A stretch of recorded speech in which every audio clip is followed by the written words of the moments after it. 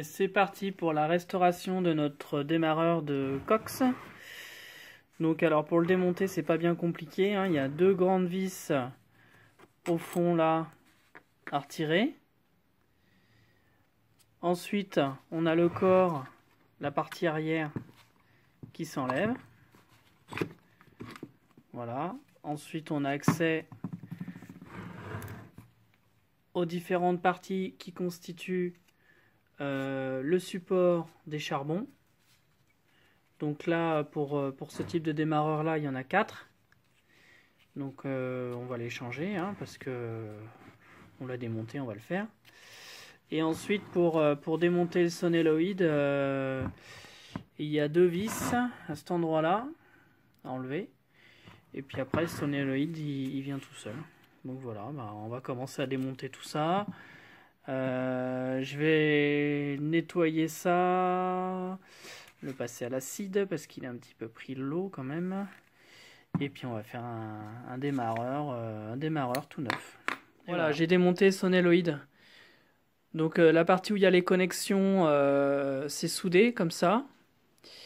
Alors pour permettre de dessouder ces deux parties-là, parce qu'il y a quand même beaucoup d'étain, soit on utilise un gros fer à souder, ou sinon, moi dernièrement j'ai acheté une station d'air chaud.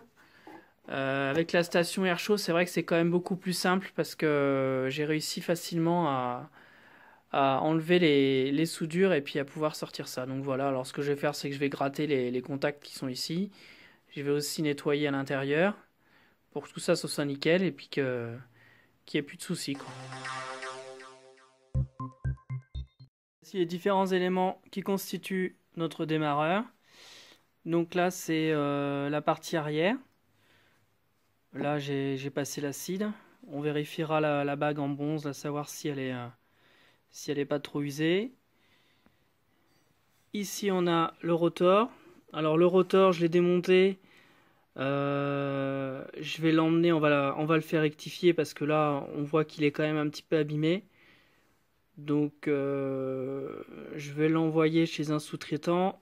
Il va mettre un petit coup de tour là-dessus pour me rectifier ça, mais c'est juste vraiment enlever 3 fois rien, quoi. Sinon, de l'autre côté, pas de souci. Donc, l'autre partie, donc le corps avec les charbons. Donc là, c'est première couche de Rustol-Sip. Ensuite, le petit capuchon, c'est pareil, c'est la première couche. Donc, il va se monter derrière ça en réalité, hein. Le sonéloïde, qui a eu sa première couche de Rustol. Le système porte-balai. Donc là, j'ai commandé les charbons, les balais, les charbons. Je les ai commandés ce week-end, donc je pense qu'on va les recevoir d'ici peu, dans la semaine. Le système de connexion du sonéloïde.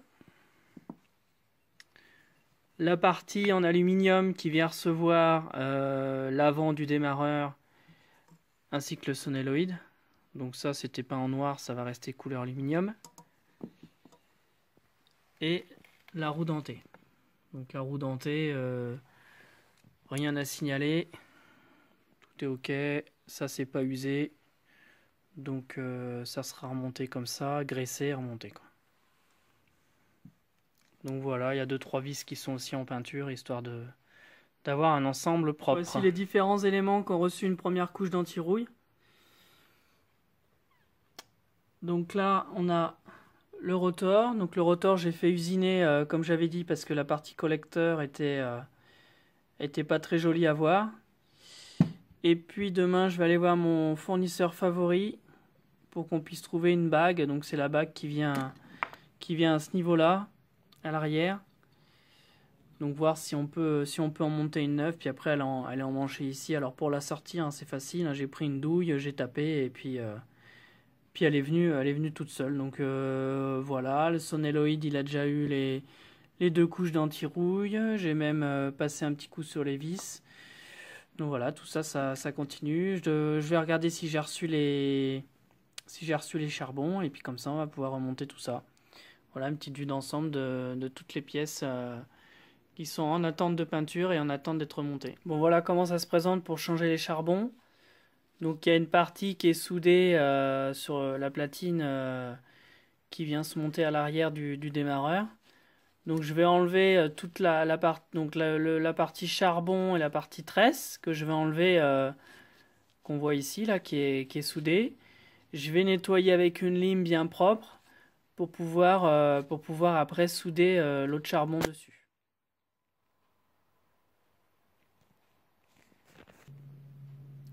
Donc première étape, bien nettoyer là où on va faire la soudure. Donc j'ai enlevé l'ancien charbon et puis j'ai passé un bon petit coup de lime pour nettoyer tout ça. Donc là j'ai appliqué la soudure. Alors pour pouvoir réaliser la soudure, j'ai utilisé une station de soufflage air chaud que j'ai réglé à 450 watts. Alors c'est vrai que c'est un peu un usage détourné, mais j'avoue que ça va quand même bien pour faire ça. Sinon avec un gros fer à souder, un minimum 100 watts, pour pouvoir réaliser des soudures comme ça. C'est vrai que la dernière fois pour le démarreur de la 2 chevaux, j'avais quand même eu du mal et j'avais dû utiliser 2 fers à souder. Voici la dernière étape. Où donc là, on a appliqué un peu de soudure sur la tresse du charbon, en bout là. Un peu de soudure aussi sur la platine qui porte les charbons. Et puis après, on a soudé tout ça. Donc là c'est bon, il n'y a pas de souci, ça tient quoi. Suite et fin du changement des charbons du démarreur de la coccinelle. Donc voilà, les 4 charbons sont là. Alors effectivement, ils étaient pas en fin de vie, hein. On va dire qu'ils étaient à la moitié, hein, sauf un qui était vraiment bien usé. Bon sinon, bon le restant était à peu près ouais, 50% quoi. Mais bon, on y était, on l'a fait. Donc là j'ai terminé la soudure ici sur le côté, ici aussi, donc là pas de souci, et ensuite sur la partie du corps. Donc j'ai remis un vernis pour faire la protection, parce qu'en réalité il y a une protection rouge en espèce de caoutchouc là, donc celle-ci n'a pas résisté lors de la soudure.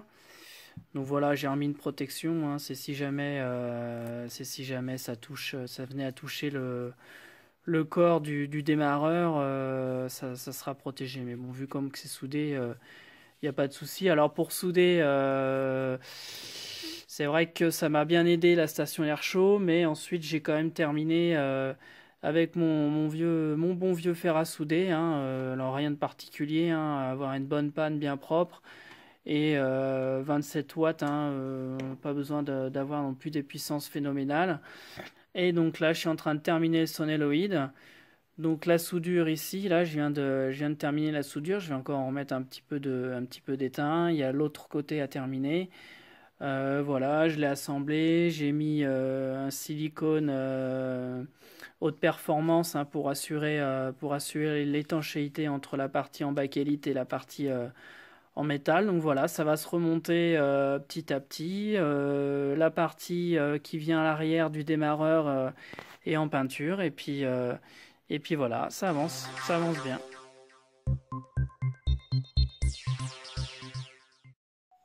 Bon, on va enfin attaquer la partie que je préfère le plus, le remontage. Donc voilà, j'ai disposé toutes les pièces que je devais remonter. C'est propre, c'est peint. Il n'y a plus qu'à. Bon, on va s'atteler tout de suite pour pouvoir voir ce beau démarreur enfin remonter. Bon, alors voilà, ça avance lentement mais sûrement.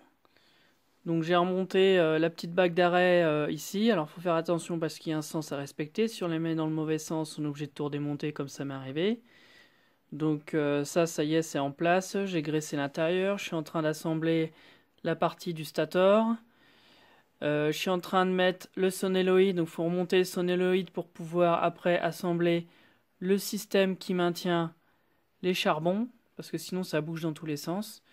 Et donc voilà, ça se monte petit à petit. Et voici notre démarreur enfin terminé. Donc j'ai tout remonté, j'ai tout nettoyé. Tout était passé l'anti-rouille, gratté. Tout est propre, nickel. Voilà. Il n'y a plus qu'à. On va procéder à un test pour voir si tout est bien mis en place.